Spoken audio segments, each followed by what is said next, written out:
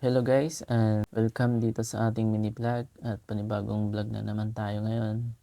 Ang ating ma-share lang ngayon ay konting motivational, i-motivate lang natin ang ating mga kapwa at ang ating kapwa content creator. Hindi lang sa mga content creator, sa mga tao din na napapanghinaan ng loob. Minsan kasi tayo ay naging negatibo tayo sa ating mga buhay. May mga kasabihan nga na ang negatibong tao ay nakakita ng problema sa bawat pagkakataon. At ang positibong tao naman ay nakikita niya ang pagkakataon sa bawat problema. At ang mga taong sumusuko agad ay hindi nananalo. At ang mga taong laging panalo ay hindi kailanman ay sumusuko. At ang mga problema ay hindi hadlang sa pag-abot ng mga pangarap dahil ito ay gabay lamang sa mga pinakamalaking pagkakamali na maaring gawin ng isang tao na patuloy isipin niya na gagawa at gagawa siya ng pagkakamali. Pero ang tunay na sekreto sa tagumpay ay pagsisikap at patuloy na pagbangon sa bawat pagkakamali. Lahat naman tayo ay kaya nating abutin kung magtiwala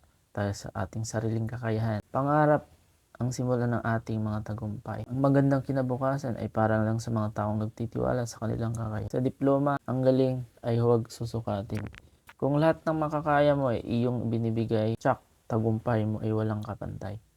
May mga panahong ang oportunidad ay nakakubli sa pansamantalang kabiguan. Huwag malungkot kapag may pagsubok dahil pagtapos nito, panigurado ay may tagumpay. Lahat ng bagay, pinaghihirapan. Hindi matamasa ang tagumpay kapag walang paghihirap na naranasan.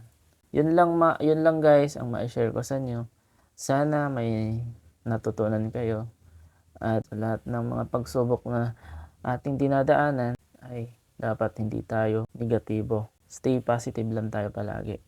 Kaya yun lang guys. Pa-like and share nyo na rin mga lods para makatulong din tayo sa ating mga kapwa na nakapanghinaan ng loob. And I hope may natutunan kayo sa video and making sa sunod na video. Sana hindi kayo magsawa na patuloy magsubaybay sa ating mga ipopost na video. At maraming salamat guys at hanggang dito na lang. At maraming salamat sa lahat.